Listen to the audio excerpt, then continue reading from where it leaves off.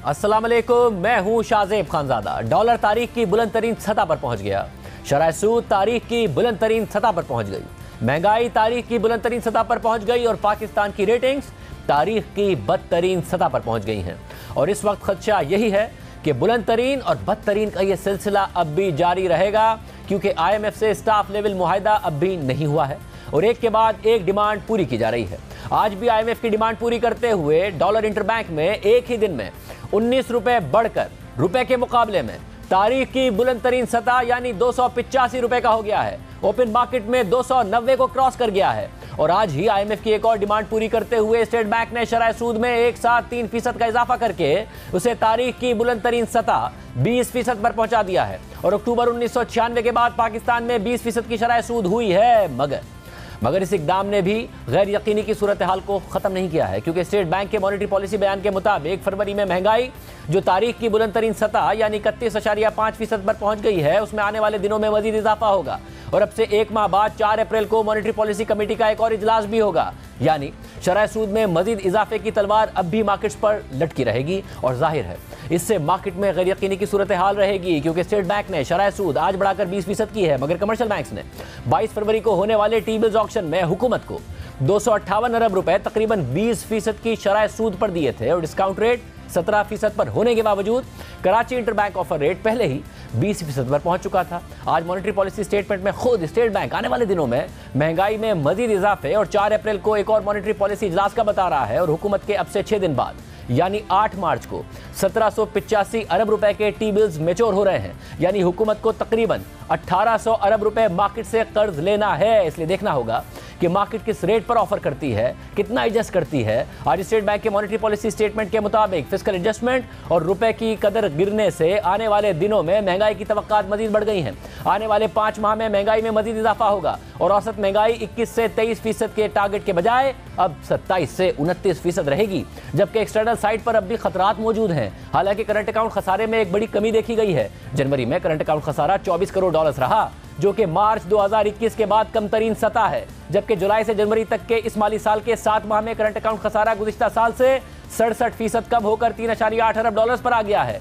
मगर state bank के मुताबिक इसके बावजूद कर्जों की अदायगियां और मुल्क में फाइनेंशियल इनफ्लोज का ना होना ज़र मुबादला के ज़खायर और एक्सचेंज रेट पर मुसलसल दबाव डाल रहा है। पाकिस्तान के ज़र मुबादला के ज़खायर बहुत कम हैं और उनमें बेहतरी के लिए मुसलसल कोशिशें दरकार हैं। और इस सिलसिले में IMF के नवे रिव्यू को मुकम्मल करने से मुस्तकबिल करीब के बैरूनी सेक्टर चैलेंजेस को कम करने में मदद मिलेगी। यानी खुद स्टेट बैंक की मॉनेटरी पॉलिसी स्टेटमेंट बैरूनी सेक्टर को लाहक खतरात की बात कर रही है और IMF प्रोग्राम की बहाली की सूरत में भी मुस्तकबिल के चैलेंजेस से निमटने की बात कर रही है। मूडीज़ ने भी पाकिस्तान की रेटिंग्स तारीख की कम तरीन सतह यानी CAA3 करते हुए पाकिस्तान के डिफॉल्ट के खतरात की बात की है। IMF की किस्त मिलने और इसके साथ दोस्त ममालिक और बैनुल-अक़वामी इदारों से पैसे मिलने के बावजूद जून में इस प्रोग्राम के पूरा होने के बावजूद भी मुल्क को लाहक खतरात की मूडीज़ ने बात की है। मगर वज़ीर ख़ज़ाना इसाक डार ने आज ट्वीट किया है कि पाकिस्तान मुखालिफ अनासिर बदनीयती पर मबनी अफवाहें फैला रहे हैं कि पाकिस्तान डिफॉल्ट कर सकता है। ये ना सिर्फ गलत है बल्कि हक़ाइक़ के मुनाफी भी है। स्टेट बैंक के ज़र मुबादला के ज़खायर मुसलसल बढ़ रहे हैं और 4 हफ्ते पहले के मुकाबले में अब 1 अरब डॉलर ज़्यादा हैं। और ये इसके बावजूद है कि पाकिस्तान ने अपनी तमाम अदायगियाँ वक्त पर की हैं। हमारे IMF के साथ मुज़ाकरात मुकम्मल होने वाले हैं और हमें तवक्को है कि IMF के साथ स्टाफ लेवल मुआहिदा अगले हफ्ते तक हो जाएगा और तमाम मुआशी अशारिये दुरुस्त सिमत में जा रहे हैं। वज़ीर ख़ज़ाना इसाक डार का ये दावा है कि डिफ़ॉल्ट की बात करना बदनीयती पर मबनी अफवाहें फैलाना है, जबकि मूडीज़ ने पाकिस्तान की रेटिंग्स मज़ीद डाउनग्रेड करके CAA3 कर दी हैं और डिफ़ॉल्ट के खतरे का बता दिया है। और ये पाकिस्तान की तारीख की कम तरीन रेटिंग है, मगर इसके साथ ही पाकिस्तानी मईशत का आउटलुक मुस्तहकम कर दिया है। मूडीज़ के मुताबिक रेटिंग डाउनग्रेड की वजह पाकिस्तान के ज़र मुबादला की नाजुक सूरत हाल है, क्योंकि पाकिस्तान के पास अपनी फौरी दरामदात और कर्ज़ों की अदायगी के लिए भी ज़र मुबादला के ज़खायर नहीं बचे हैं। मूडीज़ के मुताबिक हालांकि हुकूमत पाकिस्तान ने IMF की शराइत पूरी करने के लिए कुछ टैक्स इक़दाम किए हैं और IMF से किस्त मिलने के बाद पाकिस्तान की फौरी ज़रूरियात पूरी करने में मदद मिलेगी, मगर पाकिस्तान में कमज़ोर गवर्नेंस और बुलंद सोशल रिस्क इस बात में एक बड़ी रुकावट है कि पाकिस्तान तसलसल से ऐसे इक़दाम उठाए और पॉलिसीज़ अपनाए कि जिससे मुस्तकिल बुनियादों पर बैलेंस ऑफ पेमेंट का मसला ख़त्म हो जाए। मूडीज़ के मुताबिक IMF से अगली किस्त मिलने और इससे मुंसलिक मजीद फाइनेंसिंग मिलने से पाकिस्तान का फौरी डिफ़ॉल्ट रिस्क कम हो जाएगा, मगर बैलेंस ऑफ पेमेंट की इस नाजुक सूरत हाल में डिफॉल्ट से बचने के लिए दरकार फाइनेंसिंग वक्त पर ना मिलने का खतरा भी मौजूद है।